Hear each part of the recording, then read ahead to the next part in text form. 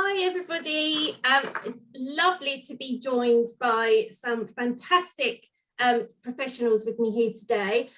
We're going to be running a session on eating, feeding and sleep today, which is some of the topics that we hear come up quite often at Family Voice, and so we know lots of families have various struggles and difficulties, and as a parent myself I've experienced both, so I can totally relate. So what I thought would be really nice to do first was just to introduce everybody and say what your role is, so we know what it is you do, and then we can just go through some questions that we've had come in from our families, and it sort of covers a range of topics over the eating and feeding. So I'll go first of all. So I am Leanne Henson, and I am a participation manager for Family Voice Surrey, and I'm also a parent to two autistic daughters. So I'll go this way around. So Jenny. Hello everyone, so I'm Jenny Helyer. I'm speech and language therapist with a specialism in dysphagia and feeding, and I'm from Children and Family Health Surrey, so it's great to be here today. Thank you. And Sarah. Hello everyone, my name's Sarah Jordan. I'm a service manager for Specialist Community Children's Nursing. I'm also working for Child and Family Health Surrey. And Jo? Hi, I'm Jo Neville. I'm one of the working for Children and Family Health Surrey, and I work in the southwest quadrant, so that's Guildford and Waverley. And as health visitors, we work within the 0 to 19 team. So that is health visitors, nursery nurses, staff nurses, and school nurses. Thank you. And Sally. Hello, I'm Sally Rogers. I'm a speech and language therapist. I'm the professional lead for speech and language therapy in Children and Family Health Surrey. I'm also lead a team called CHES, which stands for Community Health Early Support. Now, I have to confess, I'm not actually an expert on this topic, but I know everyone on the call. So that's how I'm helping today, I think. Thank you, Sally. Okay, so I think it would probably be a good idea to start with eating and feeding. So one of the things that we hear quite a lot from our families is what support and services are there to support families who might be encountering problems with their child with eating and feeding? So if I start, shall I? Yeah. From sort of the 0 to 5s particularly, where probably a lot of, well, we get as health visitors a lot of questions, a lot of people coming to clinics and phoning the advice line. I would say that's probably the crux of all, the main thing that we get. So so for parents at home who are worried about any sort of sleeping issues or infant feeding issues or anything like that, and they want, if they want to have a chat, they're very welcome to call the 0 to 19 advice line. It's open Monday to Fridays, 8 till 5. And the calls are answered by a really experienced health team. So health visitors, nursery nurses, lots of expertise. And for those children that are over 5 years, we can then, what we normally do is email the school nurses, and then they will get back to those parents and discuss any problems. I mean, normally it's just a little bit of reassurance most of the time. I think as parents, you sort of think, gosh, am I doing the right thing? I just don't know. Or I've heard that, other parents are doing this, but my child's not doing that. And sometimes just talking it through really helps. And most of the time you do know yourself that, things are either okay, or perhaps you're a bit suspicious that something's a little bit wrong. But I think that's probably the first port of call for phoning the advice line. And then if those health practitioners can't, sort of solve the problem or reassure, then they can signpost. And we've got the Children and Family Health website, which has got loads and loads of information on it. Advice for parents, parent pages, videos, lots of videos, and particularly infant feeding as well. We've got a specific infant feeding page, which again signposts you to Facebook page as well, which is brilliant. And if all that fails, then we've got the clinics that we can then book you into a clinic and you can have face-to-face time with a health professional. So that's a starter, I guess. Brilliant. And Jenny, did you want to? Yeah, I suppose the only thing to add really is that what a valuable resource the health visitors are, and they do offer universal services such as Joanne, you'll put me right, but I think at the 4 months there's universal offer to attend the Introduction to Family Foods course, which parents are encouraged to go on.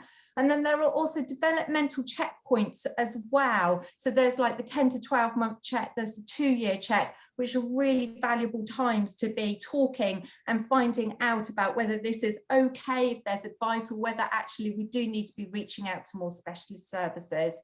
There's other services like nurseries and your childminder. If you're in reaching out to those levels of support is really important as well. And then, if you are feeling you've got concerns that this has been going on for quite a while, maybe that's the time to start talking, picking up the phone to your health visitor, actually asking for a one-to-one, or your GP is also a very good source of information. Just to see, how is the weight doing? Are there other referrals needed, like the dietitian maybe, or even specialist services like myself, language therapy? And that's where we would manage concerns where there are concerns where maybe the swallow is not safe, and there are concerns around aspiration. So that's where the speech and language therapy role would come in. And then occupational, their specialist input is around more that sensory development, when maybe there's a range of sensory difficulties affecting maybe food, but also a range of other developmental areas as well. So I hope that gives everyone like an overview. Brilliant. Yeah, no, absolutely. And I think it's really good to sort of have that reassurance of, of where you can go, and just to have it, sometimes just to have that conversation. Is this okay? Is it, is this normal, or, whatever it is. We often hear from new parents that they're sort of starting the weaning process, and they just say, my baby just cannot tolerate any lumps or any sort of different textures or things like that. What can they do in those situations? Because I think, and sometimes they really struggle with the sort of weaning off milk and things like that, and I think they panic, because obviously if the baby's sort of gagging if there's anything lumps, then they then panic and think, oh god, they can't tolerate them. So I think there's lots of these kind of things that go through parents' minds. So is there anything that they can do, or is there anything that would sort of start to show a bit more alarm bells, I suppose, with if that went on for a certain length of time? Or I think before the alarm bells show, I think certainly from a health visitor's perspective, I think we would always want to talk about whether your child is developmentally ready. So are you actually beginning to introduce solid foods at the right time, which is 6 months? How are you doing it? So, are they sitting comfortably in a high chair, preferably? Not many distractions around, focused on eating, but also to remember that actually it's a work in progress. It doesn't just happen overnight. I think from my perspective, and I think as a parent, you want your child to progress really quickly to everything, don't you? You want them walking and talking and everything before they really are probably ready to do so. But it's the same with food. So it's actually meant to be, that the first few months is meant to be a fun process. Trying varieties of textures and tastes and lots of different things, and I think sometimes parents feel it's quite a complicated process when actually it isn't, because then you do exactly as you said, Leanne, people then start thinking, my gosh, what about milk? How many mils should they be having? How, if they're eating that much? And it all gets a little bit overwhelming sometimes. But I think from my perspective, keep it fun. Keep it really simple, keep consistency. Once you start a sort of a routine and have sort of a lunch time or whatever, try and keep it around about the same time. So you're your baby and child is sort of expecting, you know, that to sort of come. I know it's not always possible if you're out and about, times change sometimes, but and I think the main thing is just don't panic, and try not to show your anxiety if you're and I think that's a huge thing, and particularly if children appear to be gagging or choking, it is a normal process to start with. They have to learn how much to bite, how much to chew, the volume in their mouth. You know, it's a different way of eating. You know, they've been breastfeeding or taking from a bottle, so it's a very different way of eating. So, and I think then if we do find, you know, as health visitors or the 0 to 19 team, that this is then not improving after a few months, with hopefully help from us, then we would refer then on to someone like Jenny. So perhaps over to you, Jenny, with the ones that maybe are a bit more tricky that I wouldn't know about. So gagging is a very normal developmental feature when babies first start to wean. And I think as parents, it can be really alarming and really disconcerting. But actually, it's a defensive mechanism, because from a sensory perspective, they're just feeling a little bit overwhelmed. So the gag is a good response. And if your baby is gagging, then inside you might be feeling like, oh no, but try and give them a big smile and reassure them. If you're feeling like the gag is becoming into a choke, then of course you need to slap them on the back, and you may need to just reassure them that they're going to be absolutely fine, but lots of reassurance and lots of positivity. And babies who maybe are a bit more prone to gagging, I would really be encouraging lots of touch and lots of exploration and lots of like hands-on messiness basically during meal times. And that goes for all children, to be honest, with are finding feeding a little bit challenging. So the more children touch and explore and really look at what they're happy, what they're doing, the happier they are with like purees and just food on their hands, then the more likely they're going to take it up to their mouth, and the more likely they will start to explore, and they would just start to desensitize. So we really would encourage, like, mess is good. And let your baby just explore for 20, 30 minutes in just a really relaxed way. You're keeping a watchful eye on them, a nice rhythm. Just follow baby's cues as well. You know, if baby is like turning its head away and saying, I don't want any more, then that also just really respect that, and just try and keep the spoon at a measured pace. So only offer them the spoon when maybe they have cleared their mouth and it's completely still and they're ready to go again. So just follow your baby's rhythm and their cues, and all of those elements will keep it a really positive and more pleasurable meal times. And just keep meal times to maybe that 20-30 minutes, no longer than 30 minutes would be absolutely ideal. So lots of smiles, lots of, sometimes you have to be a bit of an actor, and it will be, you know, bit by bit, just like Joanne says, it takes a natural pace, and it does take time to get established. So perseverance is a really big key in this, really. And try to eat together as well. Yeah. You role model them as well. So I think some parents think, you know, that they're not using knives and forks yet, you know, older children, and actually they may not have actually sat down with many people eating, so they don't know how, you know, they haven't watched particularly. So it's those real basic things I think we forget as adults. No, that's so interesting, and I think it's that kind of just relaxing and just, you know, enjoying the sort of process and everything, isn't it, rather than getting that, you know, worrying about, you know, what another child's doing and they should be doing it by this age. It's you know, just having that, you know, enjoying it is just, you know, really, really important.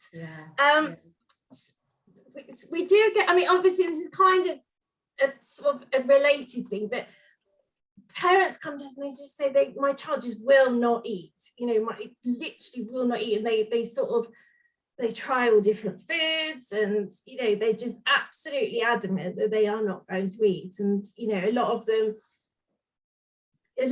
possibly a little bit older, and they perhaps started off eating a little bit better and then progressively sort of stop a little bit. And we do hear quite a lot that they sort of say, oh, my child's so fussy, and, you know, it's that kind of, they'll only eat certain things, and, you know, what do I do? What kind of things should parents be doing in those instances? Because I think there's sometimes they find, you know, looking on the internet and all kinds of things, different conflicting advice, and some say, you know, keep going, or just go with it, you know, and I think it can be quite confusing sometimes when they're in that situation as to what to do. I think from my point of view, I think as a health visitor, you know, I'd be looking at, are they filling themselves up with lots of fluid or something like that? Are they drinking lots of extra water or juice, or are they filling themselves up with milk? And sometimes we find that when children, if they have a bit of an illness and a virus, they'll turn back to, you know, the milks and the comfort, whatever comforts them. Sometimes it takes quite a little while to get out of that habit again, and quite a few months sometimes. Okay. I think also think about what food you're offering your children. I think sometimes, again, if there is a lot of processed food used and a lot of jars to start with, they get used to that certain taste. And so ideally, if you can, just keep it to your normal family foods, and without too much salt and too many spices, so that they get used to that sort of really home cooked food. So I have had parents where they perhaps haven't been confident themselves with cooking, and and that's a real issue. I think if you're not confident yourself with cooking, then you suddenly have to produce these meals for your child. It's quite difficult. Yeah. So and meal times come round so quickly, don't you find? Exactly. I do as a parent. Yes. It's constant. Never ending. You're right. So it is. Yeah, there is a definite demand to it. I think it's okay to offer your child their liked foods. If they do have a really restricted range, it is okay. And as parents, you mustn't feel guilty that you're giving them their liked foods. And ways of encouraging them to expand out the range of foods that they can potentially move on to would be, again, what we'd be suggesting is really playing with these foods. So if there's a new food and a new dinner that you would like them to move on to, maybe, I don't know, it's a spag bowl, it's a roast dinner, or it's a curry or something, but they're not familiar with it, then just try a play approach first. And the more and again, I'm going back to the more they touch it, the more they smell it, the more that they show interest in it, the more likely they would then move on to putting it into their mouths. So don't expect new foods to be accepted straight away. It actually takes, I think there's studies that suggest it takes at least 20 times, and that's for children. A very positive approach to feeding and meal times. So it shows that feeding and new foods need to be offered over and over again, so that children do become more familiar with them. And I would just encourage like a play approach where there is, and away from meal times as well, so there is actually no pressure to actually eat, but to have a good experience with it, and then the child is in control and can do it on their terms, really. So that really encouraged. And I'd also encourage other things like trying to, like when you're doing the shopping, letting them actually put the shopping away and helping you, because the more they see all the different products, the more likely they will become interested and familiar with things. And that's just like, or just gently desensitize them. And also we find that children maybe who aren't interested in food, are not getting all the experiences, they limit all their experience as well. So a really good way is, if you are making a sandwich, even like an 18-month-old can help you make a sandwich. You can do hand over hand support to do some buttering. You can add the cheese or whatever your filling is. And then, or you can, they can help offer food around the table. Other ways to support encouraging is maybe to have different platters on the table, some choices. So always put their liked foods on the table for them to choose, but also if there's some new foods, just put them as a choice in the middle of the table, things like that. So those suggestions help. Yeah, no, absolutely. It's really, really helpful. I think it's it can be really, really tricky, I think, as a parent, just when your child will only eat one certain thing. I know for my own children, my youngest particularly, you know, she will literally, I mean, she's autistic, but she literally will eat the same thing for breakfast, lunch and dinner, and there is no changing what she has. And it's just, the way I've kind of come around to look at it is she's eating, she's drinking, and, you know, and it's, you know, I always offer new things, but it's that, I think sometimes for me, it's not having the worry about it. It's that, do you know what, it's okay. Yeah. They're alive, they're well, they're, you know, it's that, you know, I think it's when you get really worried and panicked and everything about it. And then of course that goes on to children as well, doesn't it? And it's, you know, which I've done many a time as parents. So no, it's really interesting to hear all the different sort of possibilities that you can do for that, which is great. I think Jenny's right. I think Jenny's right. It's your guilt, isn't it? And your anxiety. And I think for some parents, I know it's very difficult when it's a very, very limited menu, but it's amazing how a lot of children, if parents actually keep a bit of a food diary, they'd be quite surprised. It might be a huge amount, but you know what they are having out of that small amount is actually not bad. So yeah, no, absolutely. Encouraging. Yeah, no, brilliant. And then in terms of so I guess this is more of a much more of a sensory thing. So you know, we get parents sort of say, well, you know, my child won't feed themselves, and you know, it goes as far as, well, they won't use spoon and fork, but also they won't touch the food. So I know obviously the sort of playtime and everything like that is great, but what do we do when they just literally just hate the sort of, they hate having messy hands and they don't like the feeling of it, and that just causes them, you know, they're sort of like, no, not going there. Is there anything that can be done to sort of help them? Because I guess that comes from a kind of, I don't know, a more of a worry place for the child, and they just don't like the feeling, and then they obviously, that carries on and they don't want to touch it again. So this is more like OT, this is more like sensory processing. And some children, their sensory systems are just, well, it can be primed, or they can be receptive to just too much information, and so a texture can just be overwhelming for them. Their thresholds are very low, and so as soon as like that different texture, whether it's moving from, maybe they're okay with dry, but as soon as it becomes wet, that it's just it's not tolerated well, and they don't like getting things on their hands. And sometimes it's not just specific to food. Sometimes, you know, it's to do with lots of different materials, whether that's clothing, whether that's maybe grass or soil or sand, or just water and bath times.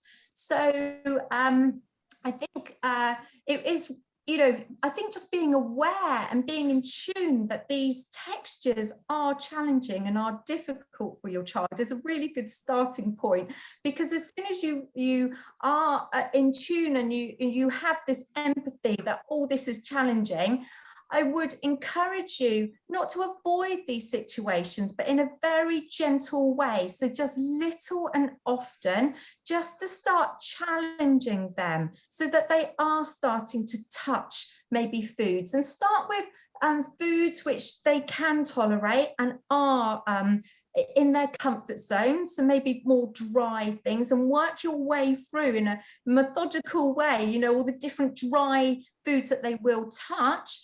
And then you can start to challenge them and just starting to touch maybe some wetter things like some yogurt, some purees, or you can with more lumps really. And it only needs to be for a short amount of time. But I would also encourage you to think about the developmental level, the play level that your child is at.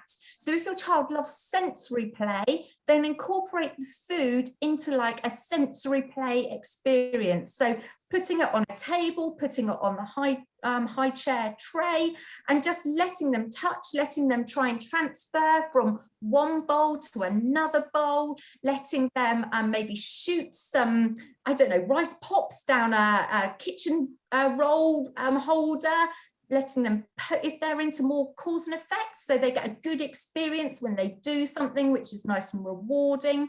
Then something like they could do some posting, or they could drive a car through these different types of textures that you're trying to encourage them. And it just needs to be, it could be for 10 seconds, it could be for a minute.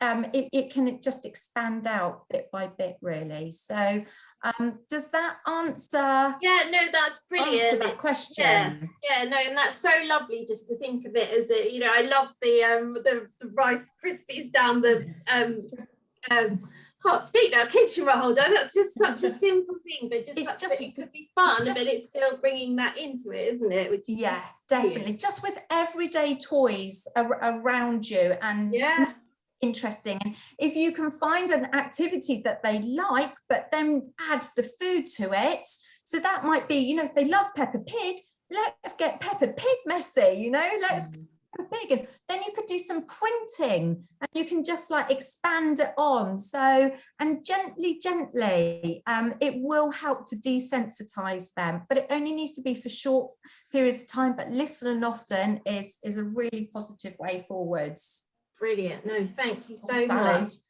And to say something, if that's yes, of course. Sorry, Sally. Yes. I wonder if we could include Sarah in the discussion, because yes, absolutely, to join our call, because we've got Jo, that's sort of, you know, health visitor, very universal, you know, every family sees a health visitor, and of course only some families are going to be seeing someone like Jenny where they've got, you know, concerns around their child's the swallowing. But Sarah's team are a specialist nursing team who work in the community, and of course quite often what we want to work as a team for all kinds of families of children with all kinds of needs. So I wanted to bring Sarah into the discussion as well, in terms of absolutely, how do you get away, Sarah, in the families that you work with, because I think sometimes, you know, they can need a high level of support from nurses.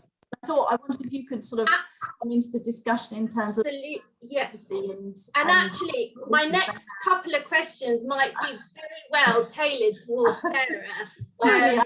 No, don't be silly. No, not at all. No, absolutely. I think a lot of the questions are kind of, they were quite, I suppose, not generic, but kind of as in like they could potentially be for children who have additional needs, or perhaps they don't have additional needs or medical needs and that kind of thing.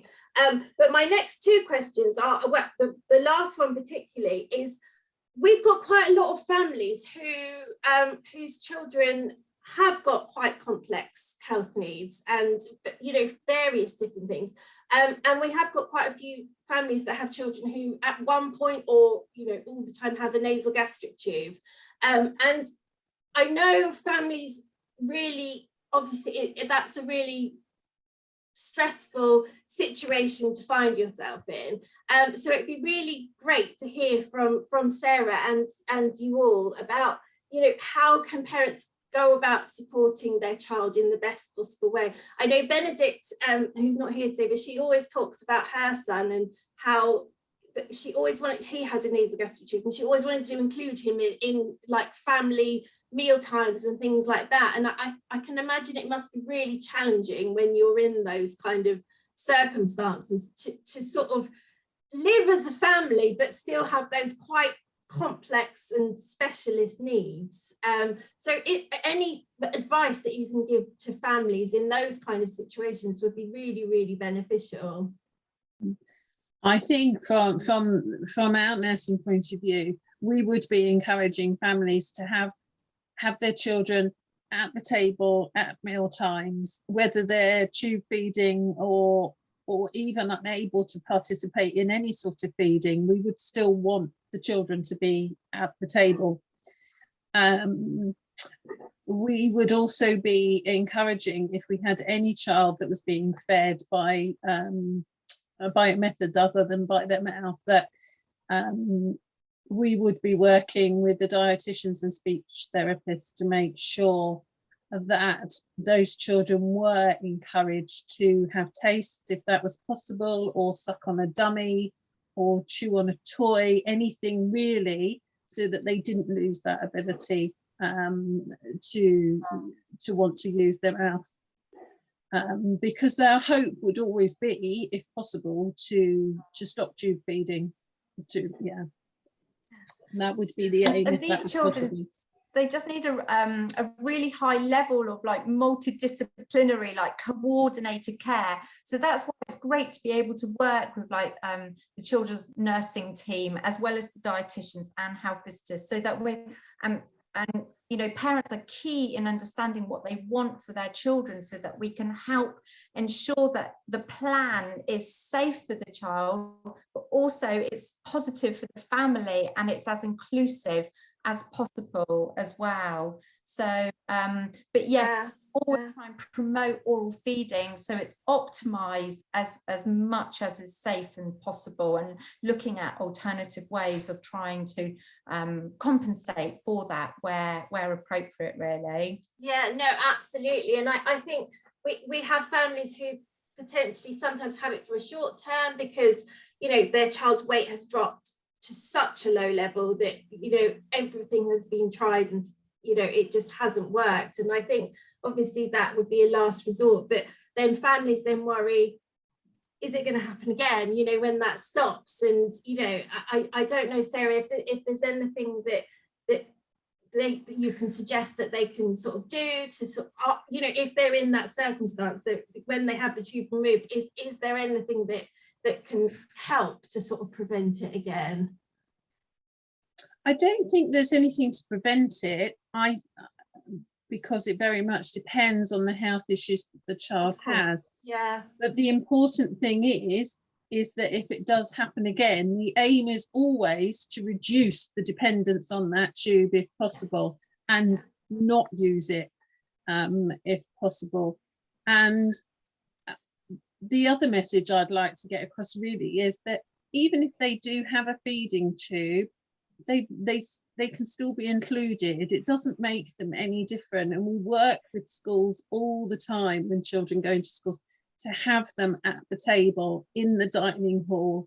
We have our challenges all the time with schools perhaps wanting to remove children and give their feeds in a different room, and we're saying no, you don't need to do that. You know, children can sit with their peers, they can have their feed, as long as they're sitting in sort of a safe place where no one can fall over tubes and feeding lines and various things. But the important thing is they see the other children enjoying the food, because that just helps.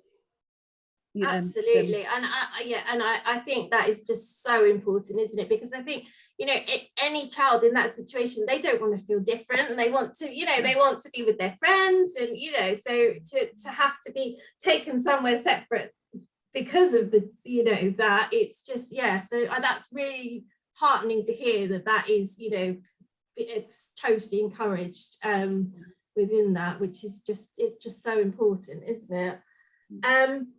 Right, I think we better go on to sleep. It's slightly running out of time. I could go on for hours about this. I find it so interesting. But so in terms of, we hear a lot about sleep, as I'm sure you all do as well. And some of the questions we have are around, so it's probably slightly older child, but just their child just won't sleep, they won't settle, particularly quite often without mum being there. Sometimes the mum stays with them, they fall asleep, mum gets up to leave, and that's it, they're wide awake again.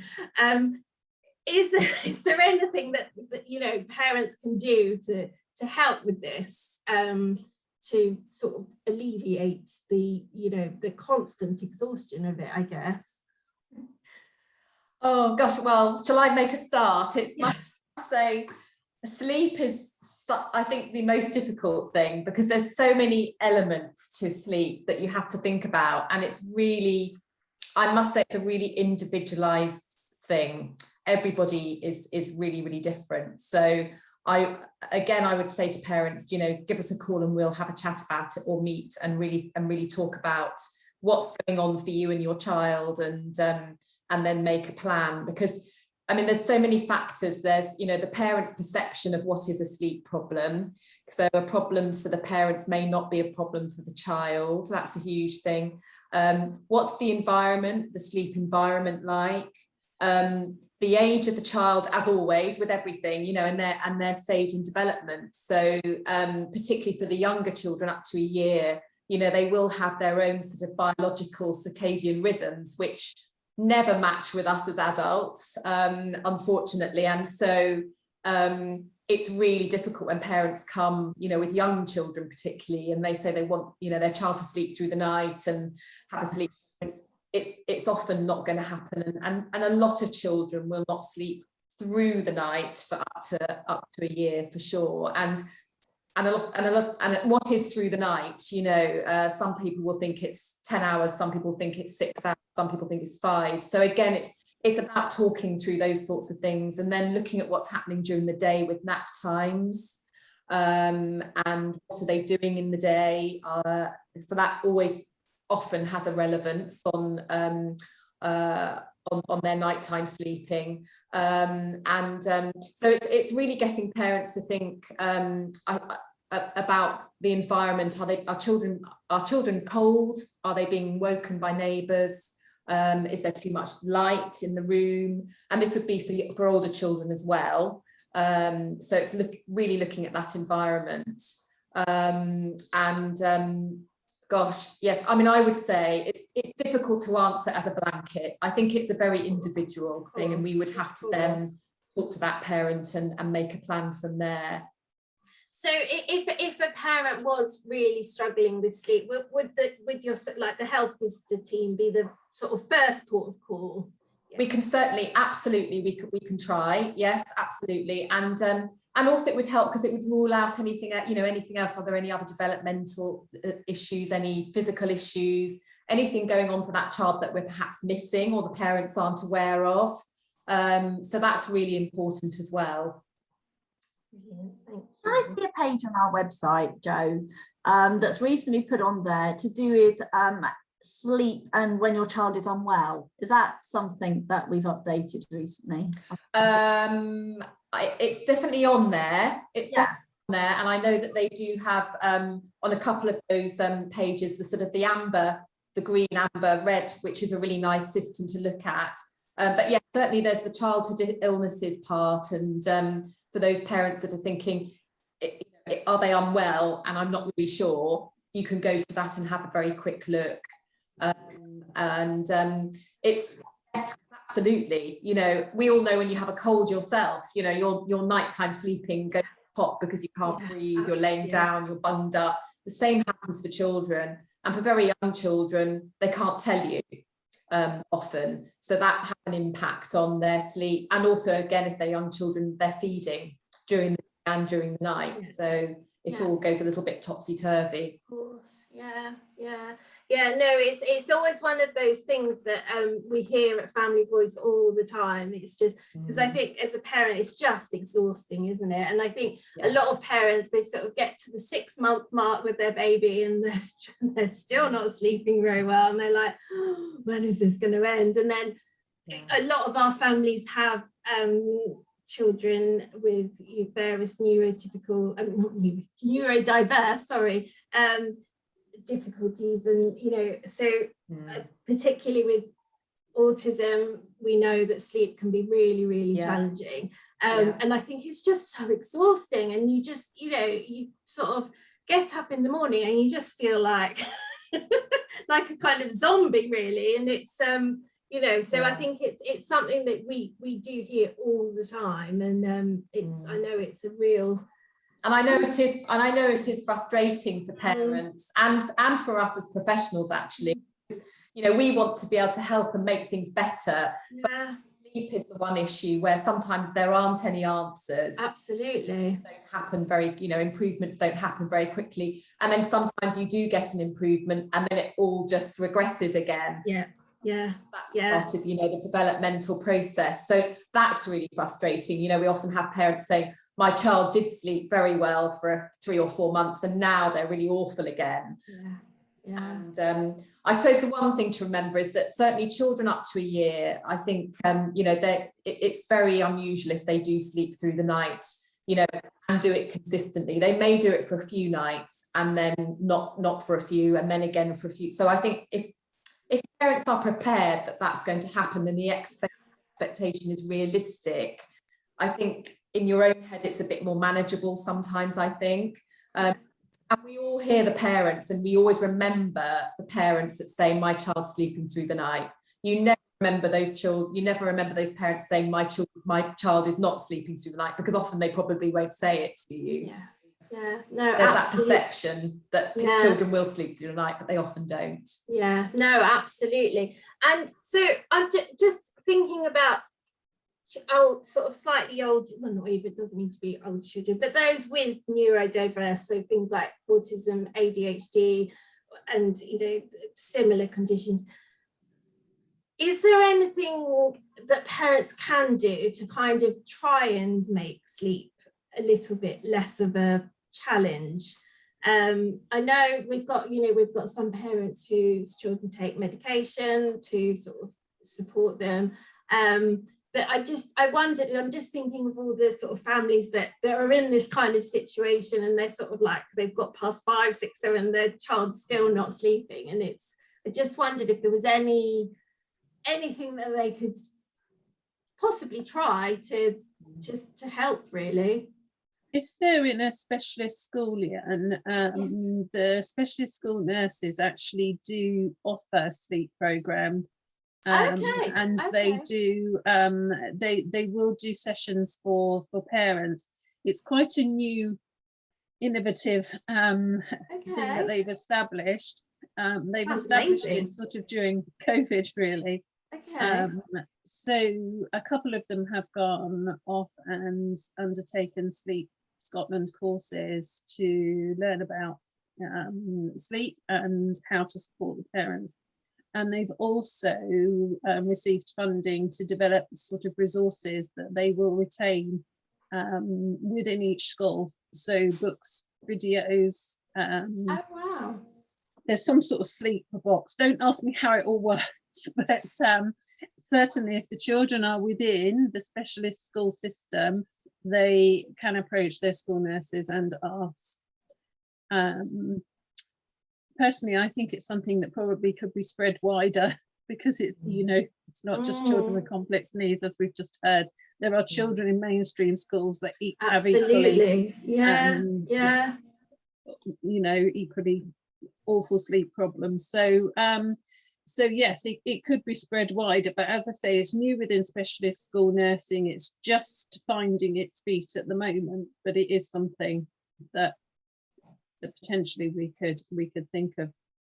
That's brilliant. I had no idea, and that's such a welcome news, actually, because I think for a lot of, and as you say, it's so new, so it could potentially, sort of go much wider. And I think for families in those situations, I just think that'll just be a real fantastic opportunity just to get some support, just to, because it's exhausting. It is, my eldest is 9 and sleep is a real problem. So from a parent point of view, it's just exhausting. I'm just tired thinking of it. So, and then another thing that we get quite a lot is that children get up so early. And they're sort of like, they're ready to rock and roll at 4 o'clock in the morning, and how can I make them sleep till a more reasonable hour? And I just wondered, is there anything that can be done to sort of support them with that? It's a difficult one, early waking. Yes, I mean, I think again, it's probably just part of their sleep pattern, and perhaps it's just I mean, certainly in the past, we've looked at perhaps bringing bedtime forward a little bit, but just very gradually in sort of by sort of 15-30 minutes over a period of a few weeks, and seeing whether that makes a difference. Again, for those children that are having naps during the day, when are they having those naps? So are they having them quite late in the day, so therefore they're not going to go when they perhaps, their sort of biological clock wants them to, and it's all a little bit sort of all haywire all over the place. Again, looking at the environment, is it that the neighbour's getting up at 5:30 and waking them up? It could be something as simple as that for an older child particularly. But also for those very young babies, again, the under one. I mean, for the first 6 months, they should really be sleeping in the same room as their parents anyway, to reduce cot death. But again, it's they perhaps just sometimes just want that closeness with their parents. And so it's about perhaps that feeling that they do wake, and where am I? I'm sort of on my own. I just want a bit of a cuddle, and they do still want that at a young age. So again, it would be talking it through and seeing what's actually happening during the day and during the night, and then putting something together and strategies to manage. So, but early waking is really difficult. It is. I think it is, and I think some children are just more susceptible to waking up early than others, aren't they? Because you get some that just when they're asleep, and then others are just like ready to go. Yeah, absolutely. And those very early wakers, it can still be part of their night time, but that's something. Yes. Whatever it is that has woken them, they're then sort of wide awake, and but actually they still need their couple of hours. Parents' perception is that they're wide awake and that's it, they're ready to start the day. So sometimes we sort of say for those early wakers, have a bit of a buffer between what you do and so when they wake, don't then do something exciting with them. Don't put the iPad on or take them down and watch the telly, because they might think that's my kind of reward, that's quite exciting. So it's actually having something, to just keep them calm and in the bedroom, and seeing if that can then sort of, lull them back into some sleep. Yeah, no, that's really interesting actually, because I think sometimes when they appear really like lively, the thing is like, oh, okay, we'll get up then, and then they really are ready to go. Yeah, so it's really interesting. And then some children, some families we hear from, they have their sometimes their child wakes up really, having really awful nightmares and shaking and just being incredibly distressed, and sometimes this can happen over sort of a period of time, or sometimes it can be just every so often. And is there anything that parents can do to sort of, well, I suppose, to support their child when it's happening, and and then afterwards, is there anything that can be done to sort of help prevent them? I think with sort of nightmares and night terrors, again, it's very normal for children to have them between the ages of 3 and 6 is usually the time that they do have them. They normally grow out of it. Okay. It's normally just a phase. I know that's not very helpful to hear, as to some parents, it's just a phase. How long is the phase going to be? It's actually very normal for children to do that. For the older children, it might be worth talking to them about, is there something that's troubling them? Is there something particularly, can they remember that, what it is that's waking them? And then just giving them lots and lots of reassurance. Again, it's going back to sort of having that sort of consistent bedtime relaxing routine when they go to bed. So it's all quite nice and, nice and calm. And then if and when they do wake at night, it's going in and again, being very calm, not showing your anxiety and your worry, because it can look quite distressing at times. Yeah, absolutely. Just sort of maintaining that calmness and that reassurance and settling them back again. So, and they should grow out of it. So I don't know about sort of older children. I don't know, Sarah, whether you have any sort of older children with nightmares that perhaps have problems. I think the ones that we come across most often in our services are perhaps those that have had lots of medical interventions in the past, maybe. So But I don't know that we'd advise that much on sleep. I mean, I think we'd look at what was happening at night and whether cares finish at an appropriate time and medications are given at an appropriate time. So you're not sort of interrupting that night's sleep. But as for managing nightmares, it would just be a matter of reassurance, I think, when it happens. So yeah, I don't know that we would be overly involved. Yeah. That's brilliant. Thank you so much. Well, I think we've covered a lot again, as our session earlier. So thank you so much for coming along and answering questions and, and telling us more about all the wonderful things that you do. I know this will be invaluable for our families. So we really do appreciate it. And yeah, we look forward to doing one again with you soon, hopefully. Thank you. Thank you. Bye.